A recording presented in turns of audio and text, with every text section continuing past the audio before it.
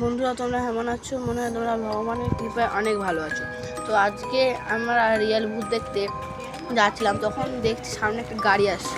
হেসে হেসে একদম কী বলবো। আর তা আমার ক্যামেরাম্যান হচ্ছে শুভম ভট্টাচার্য, আর আমি হচ্ছি একজন ব্লগার। আমার নাম হচ্ছে অর্ঘদীপ আচারিয়া। তো আজকে আমরা রিয়েল ভূত দেখতে যাচ্ছি। তো চলো বেশি কথা না বাড়িয়ে চলো আগে ভাগে যায়। তখন ক্যামেরাম্যান বলছিল, ভাই ওই দেখ জঙ্গল, ভাই ওই দেখ জঙ্গল। আমাদের হাসি পাচ্ছিল ভাই। তারপর আমি আর কিছু বললাম না। আমি বললাম ঠিক আছে তুই ভাই ওই সামনে পেছন দিকে না ঘুরিয়ে সোজা সোজা ঘোরা, নাহলে ভাই তুই কিচ্ছু করতে পারবি না। তারপরে বেকা দিকে ঘোরালো। ঘোরাবার পরে আস্তে আস্তে ক্যামেরাম্যান হচ্ছিল। তারপর আমাকে তো মানে ভালোই হচ্ছিলো। এই যে হচ্ছে চৌবাচ্চা।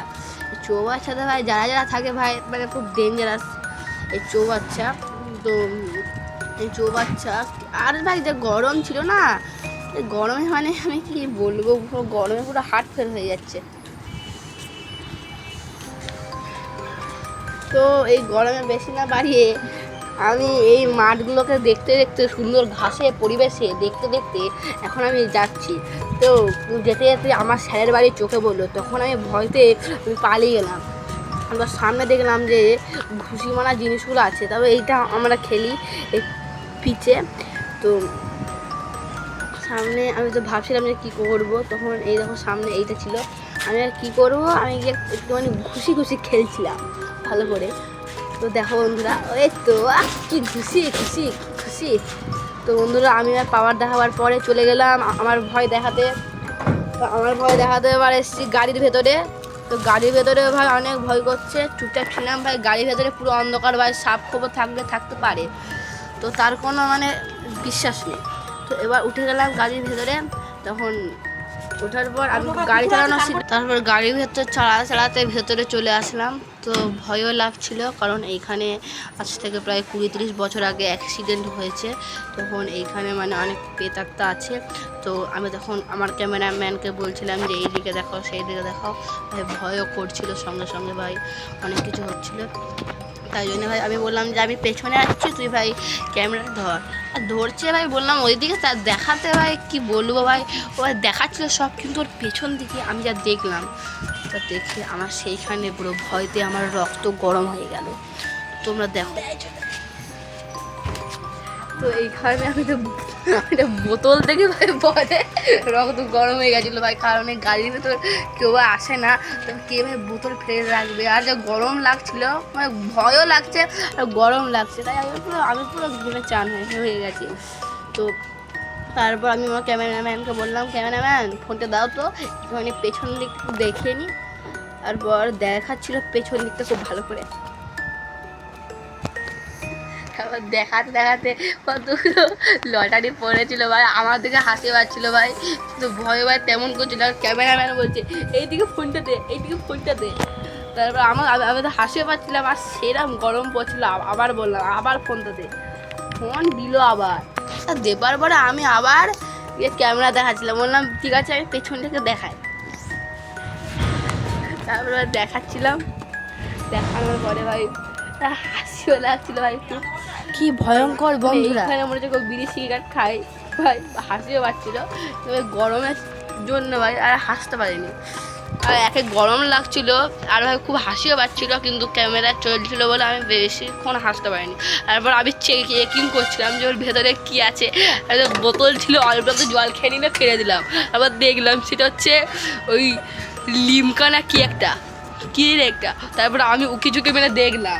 দেখার পরে আমার ক্যামেরাম্যানকে বললাম তুমি সরে যাও, নাহলে আমি এক লাঠি দেবো, তুমি উল্টে চলে যাবে। তারপর ক্যামেরাম্যান সরে গেল।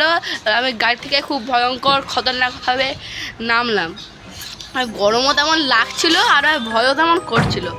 তো নামার পরে ভাই ওই সে গরম অবস্থায় আমি আমার ক্যামেরাম্যানকে বললাম, ক্যামেরাম্যান আমি একটু ঘুষি মারি, তুমি সবাইকে দেখাও। তো দেখাবার পর আমি বললাম একবার খেলার পিচগুলো সবাইকে একবার দেখিয়ে দাও। পিচগুলো দেখা হলো। তারপর আমি আমার ক্যামেরাম্যানকে বললাম চলো ওই কুয়োর সেখানে একবার যাই। কুয়োর সেখানে গেছি, ক্যামেরাম্যান কে জানি সামনের দিকটা না দেখিয়ে আমি ক্যামেরাম্যানকে বলেছি ভাই সামনের দিকে চলো ভাই, তাড়াতাড়ি চলো। ক্যামেরাম্যান ধীরে ধীরে আসছে, আমি তো পুরো ভয় পেয়ে গেছি, আর পেছনে কিছু ছিল না। তো যেতে যেতে দেখছিলাম সামনে কুয়ো। তো তো ভাই ওই কুয়োতে যাওয়ার সাহস পেলাম না, কারণ গেলে ভাই খুন পর্যন্ত হতে পারি, কারণ ওই কুয়োর ভেতরে মানে খুব অশরীরী আত্মা থাকে, তো যদি খুন কিছু করে দেয় তাই জন্যে আর ভয়তে আর ওই দিকে আর গেলাম না। তারপর আমি হালকা হালকা করে দৌড়ে এক্সারসাইজ করতে করতে মাঠের সেখানে আমি সেইটাই আমি বলতে চাইছিলাম। তো বন্ধুরা এইখানে আমরা বিকেলবেলায় ক্রিকেট খেলি। তো চলো আমি আর ওই দিকে না গিয়ে ওই দিকে গেলে ভাই আরও ভয় পাবো, তাই জন্য আমি এই দিক দিয়ে যাচ্ছিলাম, কারণ ওই দিকে আমার স্যারেরও বাড়ি, দেখতে পেলে আমার একদম কান ধরে উদ্বাস করাবে, তাই জন্য ভয়তে আর কিছু না করে ওই গরম অবস্থায় চলে গেলাম বাড়িতে। তো বাড়িতে যাওয়ার ইচ্ছা ছিল, কিন্তু ভাবলাম যে চৌবাচ্চা দেখায়, আবার ছাদের সেই ভিউগুলো দেখায়। তারপরে বন্ধুরা এই দেখো সব সুন্দর সুন্দর ভিউ, আর ক্যামেরাম্যান তো পেছন দিক থেকে এমনভাবে আসছিল, পুরো ভয় পেয়ে গেছিলাম আমি। এই দেখো বন্ধুরা চৌবাচ্চা, তো ভয়তে আমার পুরো একদম চৌবাচ্চা দেখে আমারই সেই ছোটোবেলায় চৌবাচ্চার কথা মনে হয়। জুতো খুলে যাচ্ছিল চৌবাচ্চা থেকে ক্যামেরাম্যান বলছে জুতো খুলে যাচ্ছিল, সত্যিকারে ওই চৌবাচ্চা থেকে জুতো খুলে যাচ্ছিল, অন্য কিছু খোলেনি, ভাগ্য ভালো খুলে ভিডিওটা রেকর্ড হয়ে যেত। তো চলো যাই, আমরা বুঝতে পারছি না এটা ভূতের ভিডিও হচ্ছে না হাসির ভিডিও, না ভাই ভয়ও তেমন করছে, গরমও তেমন লাগছে, হাসিও তেমন লাগছে। তো চলো বেশিক্ষণ না দাঁড়িয়ে, তো আমি চিন্তা করলাম যে এদিকের থেকে কী করবো, জঙ্গলে যাই, জঙ্গলে যদি আমি কিছু দর্শন দেখতে পাই, দর্শন মানে জঙ্গলে যায় দেখি কোনো শব্দ শুনতে পাই।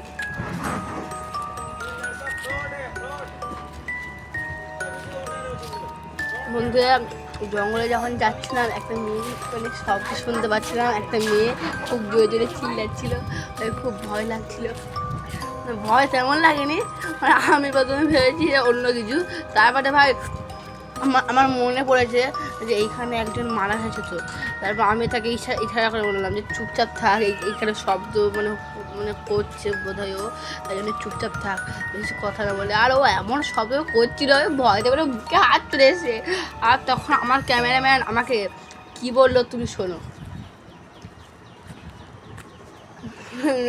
আমি বলে দিচ্ছি ক্যামেরাম্যানকে বলতো, আমার ক্যামেরাম্যান বলছিল তাড়াতাড়ি চ ভাই, তোকে দেখে আমার হাসি পাচ্ছে।